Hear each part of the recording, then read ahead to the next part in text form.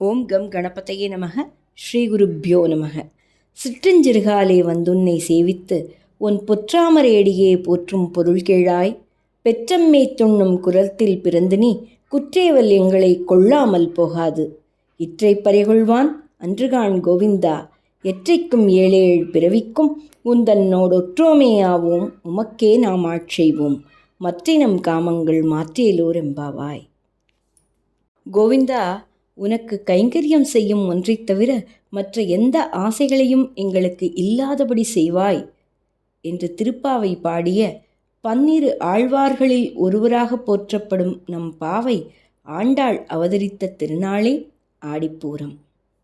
பூதேவி ஆடி மாதம் பூர நட்சத்திரம் சுக்கிரவாரத்தில் நந்தவனத்தில் துளசி செடியின் கீழ் தேஜோமய ரூபமாக வடபத்ரசாயி எழுந்தருளும் ஸ்ரீவில்லிபுத்தூரில் ஆண்டாளாக அவதரித்தாள்.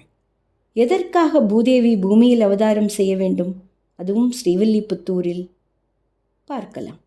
முன்னொரு சமயம் வைகுந்தத்தில் பூதேவியும் பெருமாளும் உரையாற்றிக் கொண்டிருந்த போது பூதேவி பகவானிடம் எத்தனையோ பக்தர்கள் விதவிதமான கைங்கரியம் செய்கிறார்கள், அவற்றில் தங்களுக்கு மிகவும் பிடித்த கைங்கரியம் எது என கேட்க, பகவான் அதற்கு நந்தவனம் அமைத்து மலர் மாலைகள் பறித்து எனக்கு மாலை அணிவிக்கும் கைங்கரியமே எனக்கு உகந்த கைங்கரியம் என்று கூறினார்.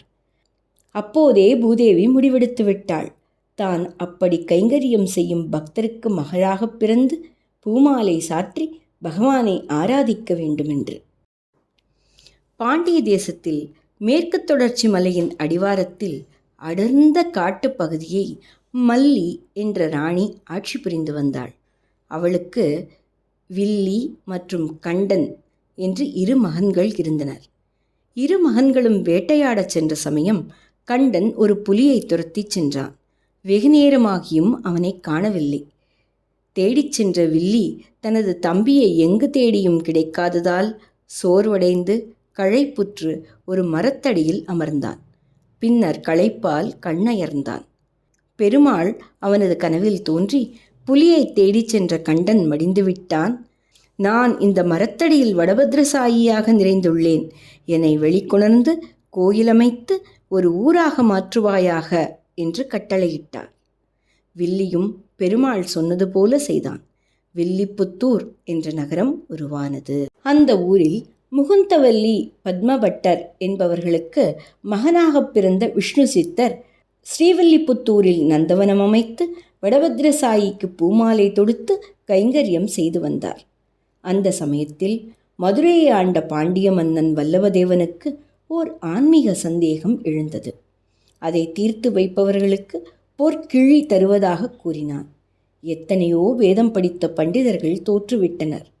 பெருமாள் விஷ்ணு சித்தர் கனவில் தோன்றி மன்னனின் சந்தேகத்தை தீர்த்து வைக்குமாறு கூற, விஷ்ணு சித்தரோ தனக்கு வேதாந்த ஞானம் கிடையாது என்று கூறினார்.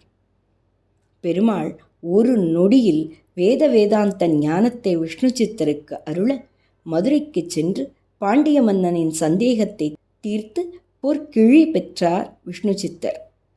மன்னர் அவரை யானை மீதேற்றி நகர்வலம் வரச் செய்தார். ஆகவே அவர் பட்டர் பிரான் என்று அழைக்கப்பட்டார். அப்போது வைகுந்தவாசன் ஸ்ரீதேவி பூதேவி சமேதராய் கருடன் மீதமர்ந்து அனைவருக்கும் காட்சி கொடுத்தார். விஷ்ணு சித்தருடன் கூட அங்கிருந்த அனைவருக்கும் பகவானின் தரிசனம் கிடைத்தது. தனக்கென எதுவும் வேண்டாத விஷ்ணு சித்தர் அனைவரின் பார்வையால் பெருமாளுக்கு கண்ணீர் படப்போகிறது என்றெண்ணி வடபத்ரசாயிக்கு வைகுந்தவாசனுக்கு பல்லாண்டு பாடினார். பல்லாண்டு பல்லாண்டு பல்லாயிரத்தாண்டு பல கோடி நூறாயிரம் மல்லாண்ட தின்தோள் மணிவண்ணா உன் சேவடி செவ்வித் திருக்காப்பு. பரந்தாமனுக்கே பல்லாண்டு பாடியதால் பெரியாழ்வாரானார். பரிசில் கிடைத்த நிதியையும் ஸ்ரீவில்லிபுத்தூர் கோவிலுக்கே கொடையாக கொடுத்தார். இறைவனுக்கு பல்லாண்டு பாடிய விஷ்ணு சித்தரின் நந்தவனத்தில் துளசி செடியின் கீழ் அவதரித்தாள் பூதேவி. கோதை என்ற நாமத்தோடு வேதாந்தங்களையும் புராணங்களையும் கற்றுத் தேர்ந்தாள். கண்ணனின் அவதார லீலைகளை கேட்டு புலகாங்கிதமடைந்த கோதை வடபத்ரசாயிக்கு மாலை தொடுத்து சமர்ப்பித்து வந்தாள். அவ்வாறு சமர்ப்பிக்கும்போது அது அவருக்கு எங்கனம் பொருந்தும் என்பதை அறிய தான் முதலில் சூடி அழகு பார்த்த பின்பு வடபத்திரசாயிக்கு சாற்றும்படி கொடுத்தாள். சூடிக் கொடுத்த சுடற்கொடியாய் என் மணாளன் ஸ்ரீமன் நாராயணன் மட்டுமே, வேறு எந்த மனிதனையும் நான் மணக்க மாட்டேன் என்று உறுதி பூண்டு மார்கழி மாதம் 30 நாளும் பாவை நோம்பிருந்து திருவரங்கத்தில் ஸ்ரீரங்கநாதருடன் இரண்டரக் கலந்தாள்.